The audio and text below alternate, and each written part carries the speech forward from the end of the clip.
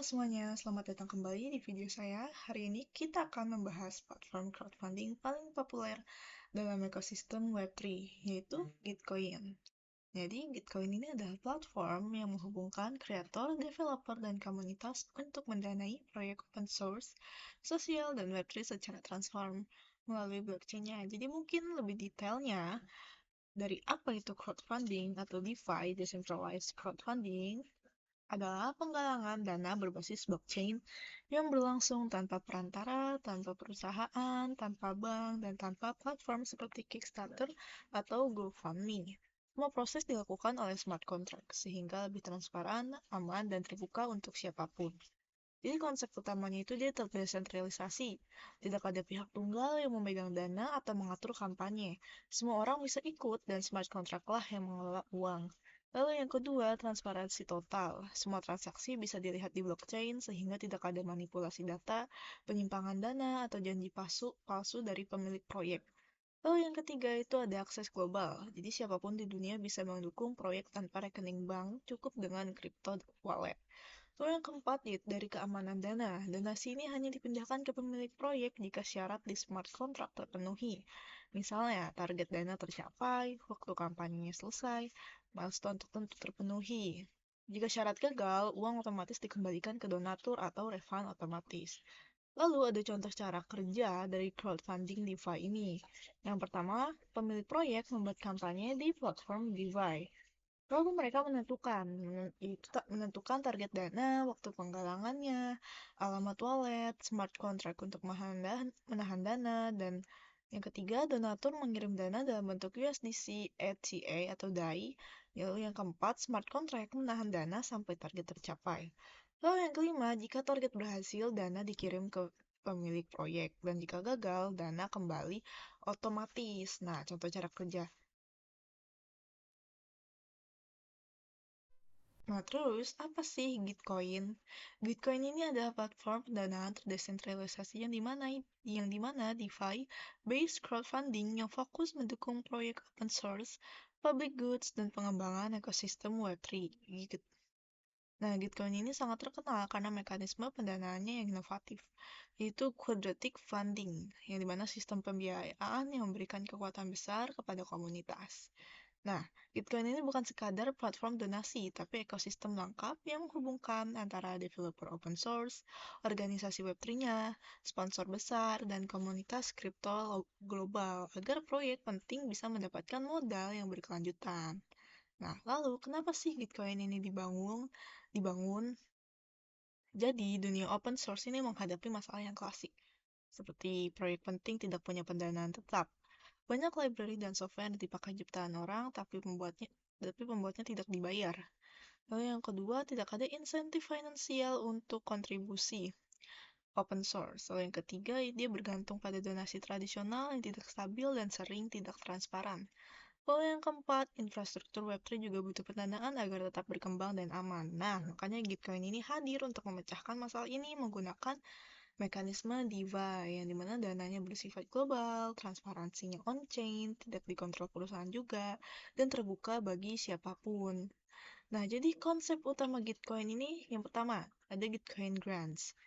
Nah, ini tuh adalah inti dari Gitcoin. Gitcoin Grants ini adalah program crowdfunding berkala, biasanya itu per 3 bulan, untuk mendanai proyek-proyek Web3 dan open source. Jadi dalam satu putaran Gitcoin Grants atau Grant Round biasanya disebut. Nah, ribuan proyek ini mendaftar untuk mendapatkan dukungan. Kategori itu dibagi juga dalam kategori-kategori umum seperti open source tool, seperti library, yaitu library, framework atau SDK. Lalu keamanan blockchain, pendidikan kripto, riset kripto, climate change, desentralisasi internet, dan juga aplikasi sosial. Lalu yang kedua, quadratic funding atau pendanaan kuadratik, yang dimana itu merupakan mesin utama Gitcoin. Jadi ini adalah fitur paling terkenalnya. Cara kerjanya itu, seperti dari donasi kecil dari banyak orang ini dihitung jauh lebih berharga daripada donasi besar dari sedikit orang.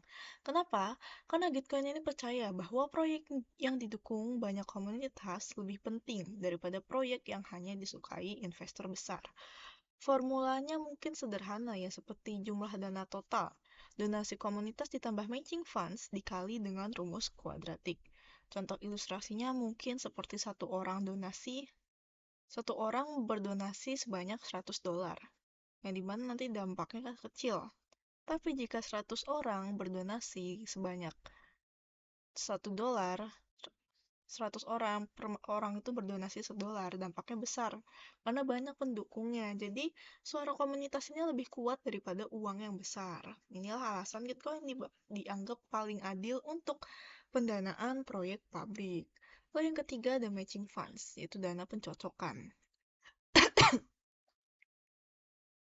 Di Gitcoin ini ada dana besar yang disediakan oleh sponsor dan organisasi besar untuk melipat gandakan donasi komunitas. Sponsornya ini biasanya seperti Ethereum Foundation, Polygon Labs, Arbitrum Foundation, Optimism, Uniswap, ConsenSys, dan DAO-DAO besar. Contohnya seperti ketika kita donasi $3, tetapi karena quadratic funding, total nilai untuk proyek tersebut bisa menjadi $30 atau $50. Jadi matching funds ini membuat donasi kecil memiliki dampak yang besar.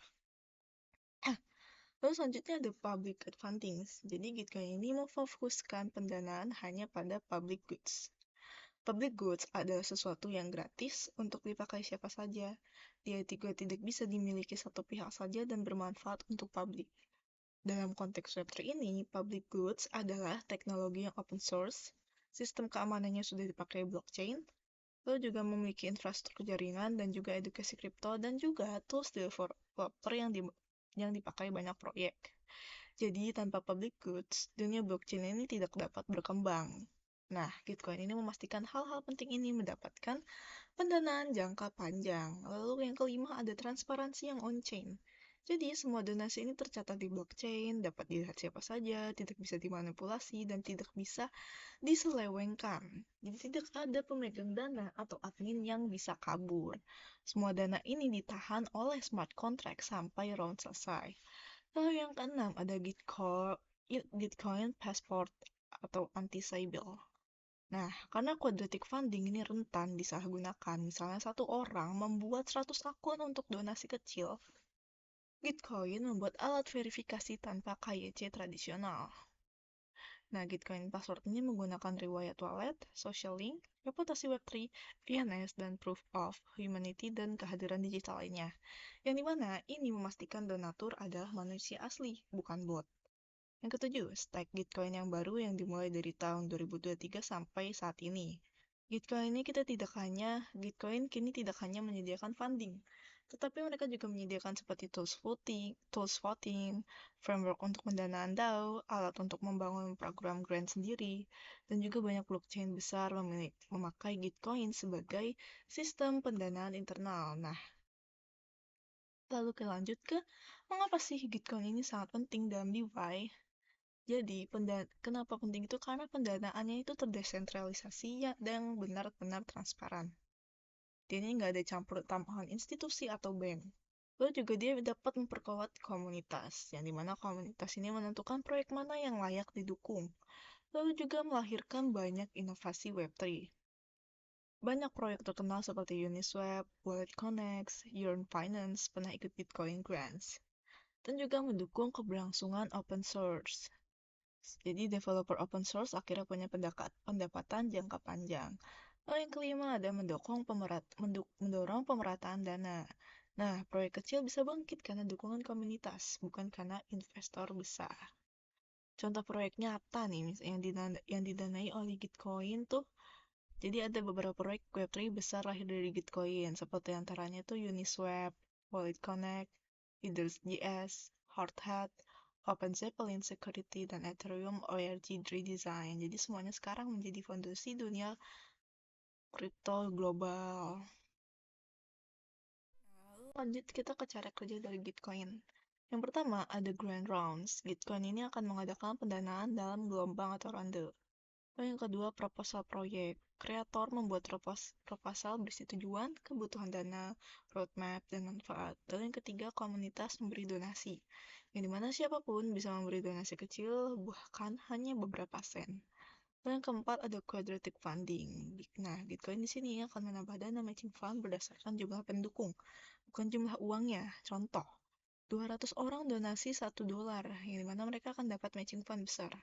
Kalau misalnya salah satu orang berdonasi $200, itu akan kecil matching funds-nya.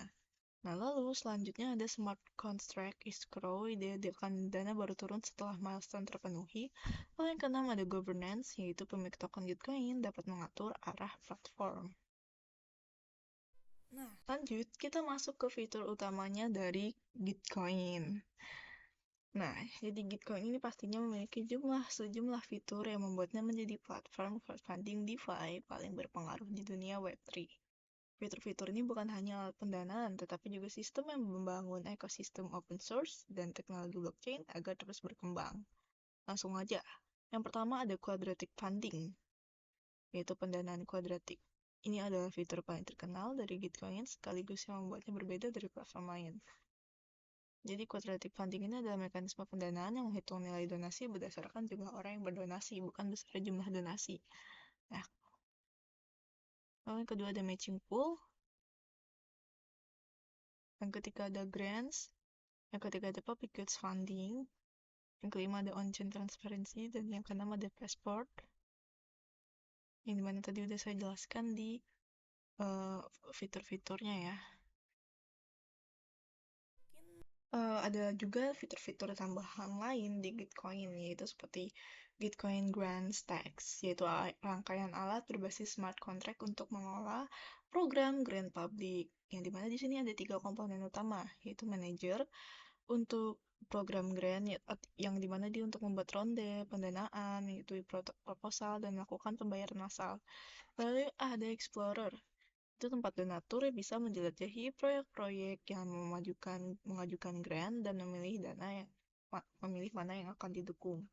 Lalu ada builder, yaitu untuk pemilik proyek, membuat profil proyek. Nah, jadi integrasi dengan Gitcoin Passport juga digunakan untuk menghindari cyber attack atau akun palsu di sisi donatur dan pemohon grant.